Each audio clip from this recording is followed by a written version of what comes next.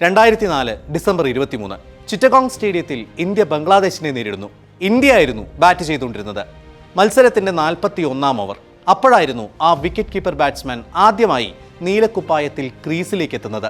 BAS എന്നെഴുതിയ ബാറ്റും പിടിച്ച് നീട്ടി വളർത്തിയ മുടിയുമായി ആദ്യ മത്സരത്തിന്റെ പ്രഷർ ലെവലേശമില്ലാത്ത ഒരു 23-കാരൻ. പക്ഷേ ആ തുടക്കം നിർഭാഗ്യത്തിൻ്റെതു കൂടിയായിരുന്നു.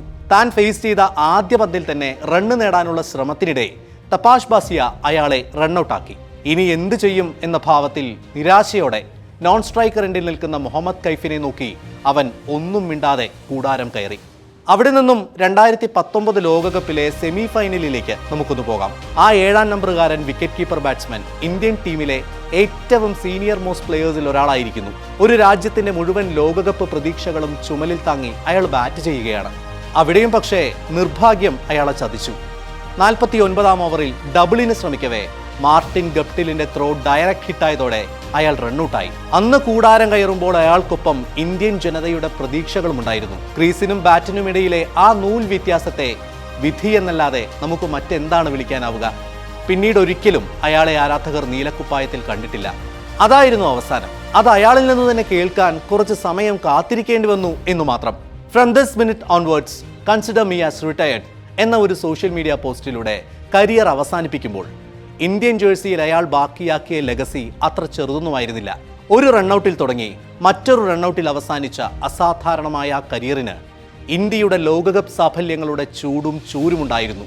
നഷ്ടപ്പെട്ടതെല്ലാം തിരിച്ചുപിടിക്കാനും അസാധ്യമായതെല്ലാം സാധ്യമാക്കാനുമുള്ള മഹേന്ദ്രജാലമുണ്ടായിരുന്നു. നമ്പർ 7 ജേഴ്സി നമ്പറും ക്യാപ്റ്റൻ കൂൾ എന്ന ടാഗ്ലൈനും നൽകുന്ന കോൺഫിഡൻസ് ഉണ്ടായിരുന്നു. ഇന്ത്യൻ ക്രിക്കറ്റ് ചരിത്രത്തിലെ ഏറ്റവും മികച്ച നായകന്മാരിൽ ഒരാൾ, ഏറ്റവും മികച്ച wicket keeper, the mighty finisher. Yes, the name is Mahendra Singh Dhoni.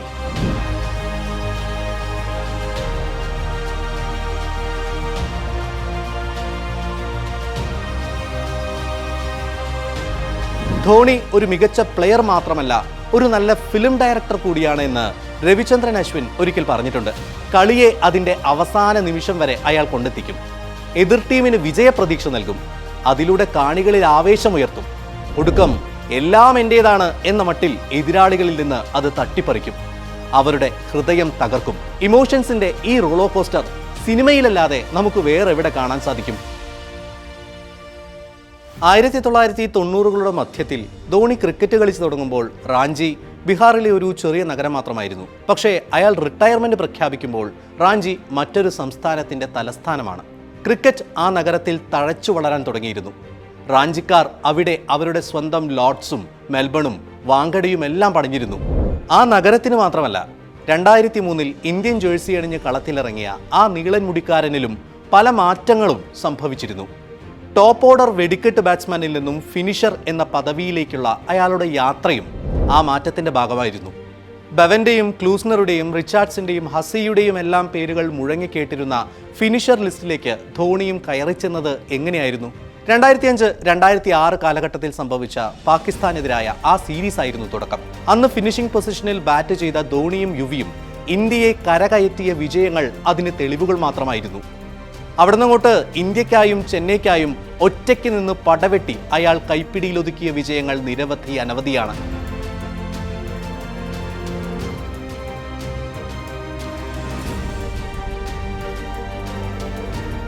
Indian batting കോച്ചായിരുന്ന Sanjay Bengal എങ്ങനെ ധോണി ഇത്രയും മികച്ച ഫിനിഷറായി എന്ന ചോദ്യത്തിന് ഒരിക്കൽ പ്രതികരിക്കുകയുണ്ടായി. ബാറ്റിങ്ങിന് ഇറങ്ങുന്നതിന് മുൻപ് അയാൾ തൻ്റെ തായ് പാഡിൽ ചിലതൊക്കെ കുറിച്ചിടും. 1, 2 എന്നെഴുതി അതിന് നേരെ ടിക്കിടും. 4, 6 എന്നെഴുതി അതിന് നേരെ ക്രോസ് വരയ്ക്കും. ക്രീസിലെത്തുമ്പോൾ അയാൾ അത് ഇടയ്ക്കിടയ്ക്ക് നോക്കും. സിംഗിളും ഡബിളും എടുത്ത് ഇന്നിങ്സ് ബിൽഡ് ചെയ്യും. 4ഉം 6ഉം അടിക്കാൻ കൃത്യമായ സമയത്തിനായി വെയിറ്റ് ചെയ്യും. ധോണിയും ഭവനുമെല്ലാം ലോകത്തിലെ ഏറ്റവും മികച്ച ഫിനിഷർമാരാകാൻ കാരണം ഈ ടെമ്പറമെന്റ് ആണ്, ഈ പേഷ്യൻസ് ആണ്. നമ്മുടെ മനസ്സിന്റെ കടിഞ്ഞാൺ നമ്മുടെ കയ്യിലുണ്ടായിരിക്കണം. അത്രയേ ഉള്ളൂ ബേസിക് പ്രിൻസിപ്പിൾസ്. സച്ചിനെ പോലെ, കോഹ്ലിയെ പോലെ, ഗാംഗുലിയെ പോലെ ടെക്നിക്കലി പെർഫെക്റ്റ് ബാറ്റ്സ്മാൻ ഒന്നുമല്ല ധോണി. വളരെ അൺഓർത്തഡോക്സ് ആണ് അയാളുടെ ബാറ്റിംഗ്. ദ്രാവിഡിന്റെ സ്റ്റീലി ഡിഫൻസോ ലക്ഷ്മണിന്റെ സിൽക്കൺ ഗ്രേസോ ഇല്ലാത്ത അയാൾ ക്രിക്കറ്റ് പ്രേമികൾക്ക് പ്രിയങ്കരനായി. ഞാൻ കളിക്കുന്ന പോലെ തന്നെയല്ലേ ഇയാളും കളിക്കുന്നത് എന്ന് സാധാരണക്കാർക്ക് തോന്നിക്കാണണം. ആദ്യ മത്സരത്തിലെ നിർഭാഗ്യകരമായ റണ്ണൌട്ടിന് ശേഷവും സൗരവ് ഗാംഗുലി ആ നീളൻ മുടിക്കാരനിൽ വിശ്വാസമർപ്പിച്ചതും അതുകൊണ്ട് തന്നെയായിരിക്കും. ആ വിശ്വാസം വെറുതെയായില്ല. 3.5 മാസത്തിന് ശേഷം ഒരു ദീപാവലി ദിവസം പാകിസ്ഥാനെതിരെ അയാളുടെ വിശ്വരൂപം ലോകം കണ്ടു. 123 പന്തുകളിൽ നിന്ന് 148 റൺസ്. അധികം വൈകാതെ തന്നെ ശ്രീലങ്കയ്ക്കെതിരെ 183 റൺസ് കൂടി നേടി കാലങ്ങളായി ഇന്ത്യൻ ടീമിനില്ലാത്ത consistent wicket keeper position Dhoni കവർന്നെടുത്തു.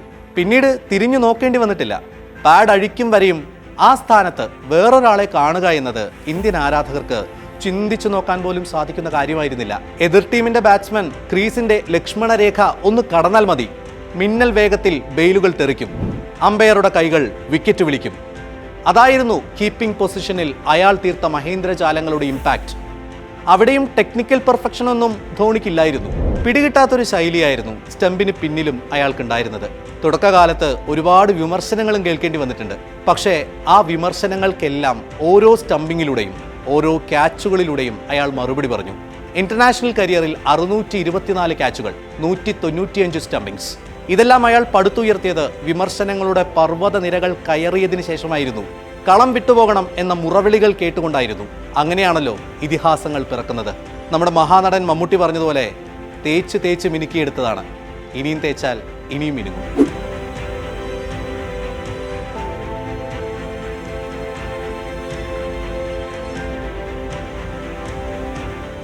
വർഷം 2007.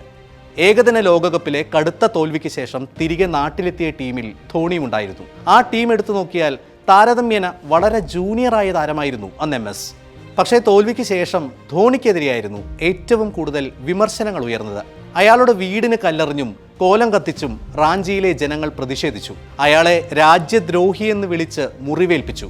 തനിക്കെതിരെ എന്തിനാണ് ഇത്രയും വെറുപ്പ് പടരുന്നത് എന്ന് മനസ്സിലാകുന്നില്ല എന്ന് അദ്ദേഹം വീരേന്ദർ സേവാഗനോട് ചോദിക്കുക പോലും ചെയ്തിരുന്നു. ആ വർഷമായിരുന്നു പ്രഥമ T20 ലോകകപ്പ് ICC അനൗൺസ് ചെയ്യുന്നത്. കോച്ച് ഇയാൻ ചാപ്പൽ തൊടുത്തുവിട്ട വിവാദവും ഏകദിന ലോകകപ്പിലെ തോൽവിയുമെല്ലാം ഇന്ത്യൻ ടീമിനെ വല്ലാതെ പിടിച്ചുലയ്ക്കുന്ന സമയം. സീനിയർ താരങ്ങളായ സച്ചിനും ഗാംഗുലിയും ദ്രാവിഡുമെല്ലാം T20 ലോകകപ്പിൽ നിന്നും വിട്ടുനിൽക്കാം എന്ന് തീരുമാനമെടുക്കുന്നു. ലോകകപ്പിൽ ഇന്ത്യയെ ആര് നയിക്കുമെന്ന ചോദ്യം സെലക്ടർമാരെ വല്ലാതെ വലയ്ക്കുന്നു. യുവരാജിന്റെ പേരായിരുന്നു ആദ്യം ഉയർന്നു കേട്ടത്. പിന്നീടത് ധോണിയിലേക്ക് വന്നു ചേർന്നു. ആർക്കും പ്രതീക്ഷയില്ലാത്ത യുവതാരങ്ങളുടെ ഒരു ചെറിയ നിര. പക്ഷേ ചരിത്രം തിരുത്തി കുറിക്കപ്പെടാനുള്ളതാണ്. ആ കുഞ്ഞൻ ടീം ഓരോ മത്സരങ്ങൾ കഴിയുമ്പോഴും ആരാധകരെ സമ്മാനിച്ചുകൊണ്ടേയിരുന്നു. യുവരാജിന്റെ ഒരു ഓവറിലെ 6 സിക്സറുകളും പാകിസ്ഥാനെതിരെയുള്ള ബൗൾഡൌട്ടുമെല്ലാം ക്രിക്കറ്റ് ലോകം അധികം കണ്ടിട്ടില്ലാത്ത കാഴ്ചയായിരുന്നു. അങ്ങനെ അവർ ഫൈനലിലെത്തി. അതോ പാകിസ്ഥാനെതിരെ. എന്ത് ധൈര്യത്തിലായിരുന്നു ഫൈനലിലെ ആ അവസാനത്തെ നിർണായക ഓവർ അയാൾ ജോഗീന്ദർ ശർമ്മയെ ഏൽപ്പിച്ചത്? ആദ്യ പന്ത് നിലം തൊടാതെ ബൗണ്ടറി കടത്തിയപ്പോഴും അതേ ലെങ്ത് ഫോളോ ചെയ്യാൻ നിർദ്ദേശം നൽകിയത് എന്തു മുന്നിൽ കണ്ടുകൊണ്ടായിരിക്കും? ഡിഫൻസീവ് ആകാതെ ഷോർട്ട് ഫൈൻ ലെഗിൽ ശ്രീശാന്തിനെ പ്ലേസ് ചെയ്ത് ഒരു അറ്റാക്കിംഗ് ഫോർമുല പ്ലാൻ ചെയ്യാൻ അയാളെ പ്രേരിപ്പിച്ചത് എന്തായിരിക്കും?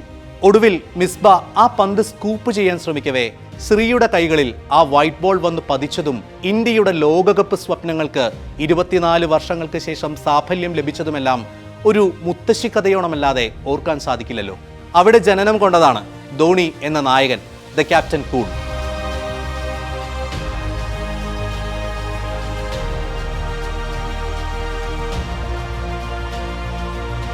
ഏറ്റവും ഇഷ്ടപ്പെട്ട, ഒരു തവണ കൂടി റീക്രിയേറ്റ് ചെയ്യണമെന്ന് തോന്നിയ ജീവിതത്തിലെ ഒരു മൊമെന്റിനെ കുറിച്ച് ഒന്ന് പറയാമോ എന്ന ചോദ്യത്തിന് ധോണി ഒരിക്കൽ ഒരു മറുപടി നൽകിയിരുന്നു. അതിങ്ങനെയായിരുന്നു. 2011 ലോകകപ്പ് ഫൈനൽ, മുംബൈയിലെ വാങ്കഡെ സ്റ്റേഡിയം. ശ്രീലങ്കയ്ക്കെതിരെ വിജയമുറപ്പിച്ച് ലോകകപ്പ് കൈകളിൽ ഏറ്റുവാങ്ങാൻ വെറും 15-20 റൺസ് മാത്രം മതിയായിരുന്ന സമയം. എൻ്റെ മനസ്സിൽ മറ്റൊന്നും ഉണ്ടായിരുന്നില്ല. പെട്ടെന്ന് ആ സ്റ്റേഡിയം മുഴുവൻ വന്ദേ മാതരം ചാൻറ്റ് ചെയ്യാൻ തുടങ്ങി.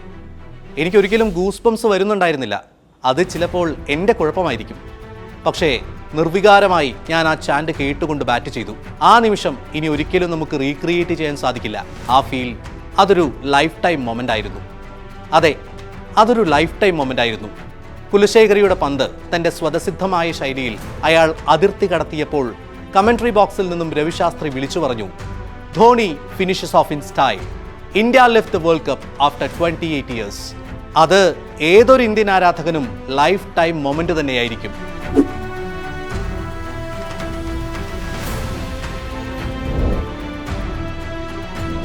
അന്ന് നേടാൻ എന്തെല്ലാം ഉണ്ടായിരുന്നോ അതെല്ലാം വിടവാങ്ങലിന് വർഷങ്ങൾക്ക് മുൻപ് തന്നെ ധോണി കൈപ്പിടിയിൽ ഒതുക്കിയിരുന്നു. ഇന്റർനാഷണൽ കരിയറിൽ മാത്രമല്ല, IPL-ലും ചെന്നൈ സൂപ്പർ കിങ്സിനായി 5 തവണ കിരീടം ചൂടുമ്പോഴും അവരുടെ തല ഉയർത്തി തന്നെയാണ് നിന്നിരുന്നത്. തന്റെ കരിയറിന്റെ അവസാന കാലത്ത് വിരമിക്കൽ എപ്പോഴെന്ന് ചോദിച്ച് തലങ്ങും വിലങ്ങും വിമർശകർ അയാളെ വളഞ്ഞിട്ടാക്രമിച്ചപ്പോഴും ഒരിക്കലും തളർന്നിരുന്നില്ല ധോണി. ആ വിമർശനങ്ങളെയെല്ലാം ഡെഫിനറ്റ്ലി നോട്ട് എന്ന് പറഞ്ഞ് തള്ളിക്കളഞ്ഞു. അന്താരാഷ്ട്ര ക്രിക്കറ്റിൽ നിന്നും പടിയിറങ്ങിയ ശേഷവും അയാൾ CSKയ്ക്കായി 2 കിരീടങ്ങൾ കൂടി നേടിക്കൊടുത്തു. ഏത് ഫ്രാഞ്ചൈസിയുടെ സ്റ്റേഡിയത്തിൽ കളിക്കാൻ ചെന്നാലും ചെന്നൈ ആരാധകർ അയാൾക്കായി മഞ്ഞക്കടൽ തീർത്തിരുന്നു. തർക്കങ്ങളൊന്നുമില്ല, ഏത് ജേഴ്സി അണിഞ്ഞാലും അയാൾ അതിലൊരു ജിന്നായിരിക്കും. Mahendra Singh Dhoni, the man, the myth, the legend.